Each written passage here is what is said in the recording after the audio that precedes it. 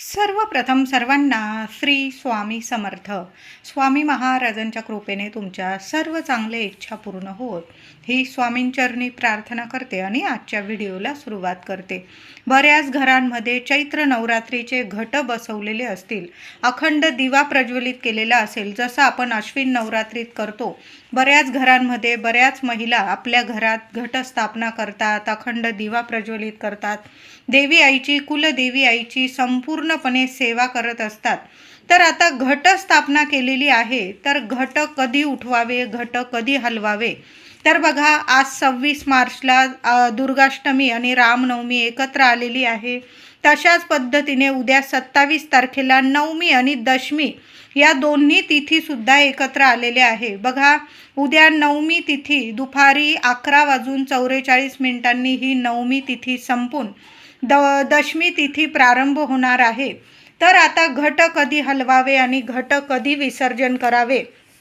तर तुम्ही महिलांनो उपवास केलेला असेल तर आज रामनवमी, दुर्गाष्टमी आहे, आज जरी घट हलवले तुम्ही आणि तुमचा उपवास सोडला, नवरात्रीचं पारणं फेडलं तुम्ही तरीही चालेल. आज संध्याकाळपर्यंत तुम्ही देवी आईला पूर्णावरणाचा नैवेद्य दाखवू शकता किंवा गोड खिरीचा, काळे छोले चणे असतात त्याचा नैवेद्य तुम्ही देवी आईला दाखवू शकता. आज रामनवमीसुद्धा आहे. कन्यारत्न जेऊ घालता आलं तुम्हाला तर कन्यारत्न जेऊ घाला, तिला मानपान करा. देवी आईला सुद्धा आज कुंकुमार्चनची सेवा करायची आहे. गोड पानाचा विडा चढवा, तिची ओटी भरायची आहे. घरच्या घरी का होईना आपल्या कुलस्वामिनीची ओटी जरूर भरायची आहे. घट बसवलेले असू दे किंवा नसू दे, चैत्र नवरात्रीत देवी आईचा मानपान जरूर करावा. बघा, कायम आपल्या घरादाराला, लेकरा बाळांना रक्षण कवच मिळतं. वर्षातून 2 वेळा तरी आपल्या कुलस्वामिनीची ओटी जरूर भरावी. महिलांनो, आपल्या मूळ स्थानी जाऊन तुम्ही ही सेवा करू शकता किंवा घरच्या घरी जरी केली आणि भरलेली ओटी दुसऱ्या दिवशी किंवा त्याच दिवशी तुम्ही घराजवळील मंदिरात सुद्धा अर्पण करू शकता. देवी आई एकच आहे. किंवा ती ओटी तुम्ही स्वतःला सुद्धा वापरू शकता. आपण लेकरं आहोत आपल्या माऊलीचे, आपण त्या वस्तू प्रसाद स्वरूप वापरू शकता. तर आता घटस्थापना केलेली आहे, तर त्या महिलांनी जरूर आवर्जून देवी आईची ओटी भरा. देवी आईला कुंकुमार्चन करायचं आहे. देवी आईला गोड पानाचा विडा, तांबूल अर्पण करायचा आहे. देवी आईला 21 किंवा 11 लवंग अर्पण करायचं आहे.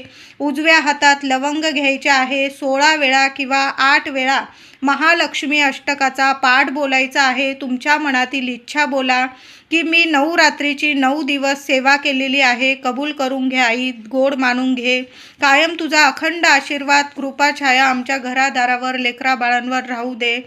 घटस्थापनेत काही चूकभूल झालेली असेल किंवा नसेल तरी पण सगळं काही गोड मानून घे, अशी साध्या भोळ्या मनाने तुम्ही प्रार्थना करून देवी आईला लवंग अर्पण करा. दुसऱ्या दिवशी किंवा तुम्ही संध्याकाळीच त्या लवंगा काढून घ्यायच्या.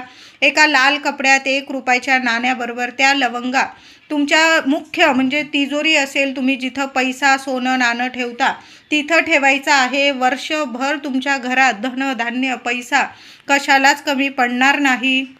तर चैत्र नवरात्रीचे घट कधी हलवावे? तर आज 26 तारखेला गुरुवारी संध्याकाळी देवी आईची सहकुटुंब, सहपरिवार मिळून आरती करायची आहे. कापूर आरती करा, गोडाचा नैवेद्य दाखवायचा आहे, तिचा मानपान करायचा आहे, ओटी वगैरे भरणं, कुंकुमार्चनची सेवा, या सर्व गोष्टी झाल्यानंतर पती पत्नीने घटाला आपण जे धान उगवलेलं आहे त्यास नमस्कार करायचा आहे. दोघांनी हात लावायचे आहे त्या घटाला.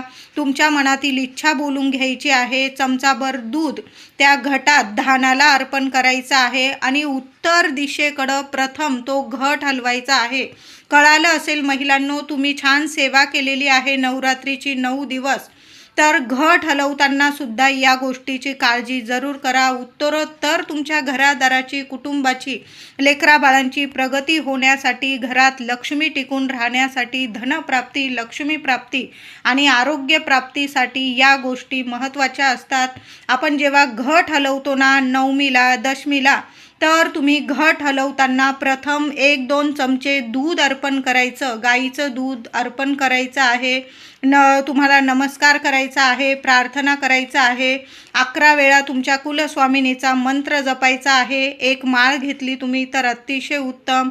शांत चित्ताने आसन घेऊन बसा आणि मग पती पत्नीने, आता दादा घरी नसतील, माझ्या महिलांनी जरी ही सेवा केली तरीही चालेल, शांततेत एकदम उत्तर दिशेकडं दिशा बघून घ्यायची आहे आणि घरात तुमच्या उत्तर दिशा कोणत्या बाजूला येते त्या दिशेकडं प्रथम ते घट हलवायचे आहे. सुंदर अनुभव येतील तुमच्या घरात. कधीच कशा प्रगतीला तुमच्या घरात कमी राहणार नाही. मुलाबाळांना इतकं यश मिळेल. तुम्ही जे काम करताय, कष्ट घेताय, त्यात दिवस रात्र तुम्हाला प्रगतीचे मार्ग खुले होतील. सुंदर सेवा आहे. उत्तरेकडं घट हलवायचे आहे. आज संध्याकाळी ही सेवा तुम्ही करू शकता. आता घट कधी विसर्जन करायचे तर तुम्ही उद्या सकाळी 12 वाजेनंतर घट विसर्जन करू शकता किंवा सकाळी 10 वाजेपर्यंत जरी घट विसर्जन केले. आज संध्याकाळी घट हलवू शकता. नवमीची तिथी आहे. आज नवमीला तुम्ही घट हलवा आणि उद्या सकाळी 10 वाजेच्या आत तुम्ही घट वाहत्या पाण्यात विसर्जित करू शकता. आता तुम्हाला थोडा वेळ झाला आणि आज तुम्हाला घट हलवता आले नाही तर मग काय करायचं? उद्या सकाळी लवकर उठा महिलांनो. नित्य देवपूजा करून घ्यायची आहे. घटाला 2 चमचे दूध अर्पण करा आणि उत्तर दिशेकडं सकाळी 10च्या आत घट हलवायचे आहे तुम्हाला. आणि 10 ते 12 घट विसर्जित करू नका. हा राहूचा काळ असणार आहे, अशुभ काळ आहे. तुम्ही महत्त्वाची 9 दिवसाची सेवा केलेली आहे. एवढा अशुभ काळ जाऊ द्या आणि मग दुपारी 12 वाजेपासून अगदी रात्रीच्या संध्याकाळी 7-8 वाजेपर्यंत उद्या शुक्रवारी 27 तारखेला तुम्ही घट विसर्जित केले तरीही चालेल. फक्त उद्या शुक्रवारी सकाळी 10 ते 12 हा राहूचा काळ जाऊ द्या. या काळात, या वेळात घट हलवू पण नका, घट उचलू पण नका आणि वाहत्या पाण्यात विसर्जित करू पण नका. 10च्या आत घट हलवून घ्यायचे आहे. मग शांत बसा आणि मग दुपारी 12 ते अगदी रात्रीच्या 7-8 वाजेपर्यंत तुम्ही वाहत्या पाण्यात घट विसर्जित केले तरीही चालेल. आता घटात जे उगवलेलं धान आहे ते थोडंसं तुम्ही काढून घेतलं, तुमच्या डोक्यात माळलं तुम्ही थोडंसं महिलांनो, केसात तरीही चालेल. थोडंसं धान आपल्या तिजोरीत ठेवू शकतात तुम्ही. माझे दादा असतील, थोडेसे कानावर तुम्ही थोडंसं धान ठेवू शकता. यामुळे आपल्याला वर्षभर आरोग्याची प्राप्ती होते, श्रीमंतीची प्राप्ती होते आणि आपल्या घरात कधीच कशाला कमी राहत नाही. अखंड लक्ष्मी कृपा, अखंड कुलस्वामिनीची कृपा आपल्यावर राहत असते.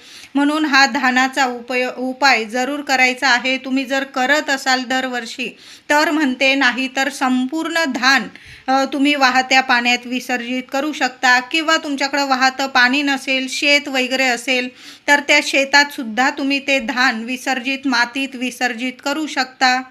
आता अखंड दिव्याचं काय करायचं तर अखंड दिवा तुम्ही आज संध्याकाळी उचलू नका महिलांनो. उद्या सकाळी म्हणजे जोवर तेल आहे ना अखंड दिव्यात तोवर तो दिवा हलवू नका. जेव्हा तो स्वतःहून शांत होईल तोवर 9 रात्रीचा तो दिवा असतो, आपण अखंड दिवा लावलेला, तो अश्विन नवरात्री असू द्या किंवा चैत्र नवरात्री, दिव्याला हात लावू नका.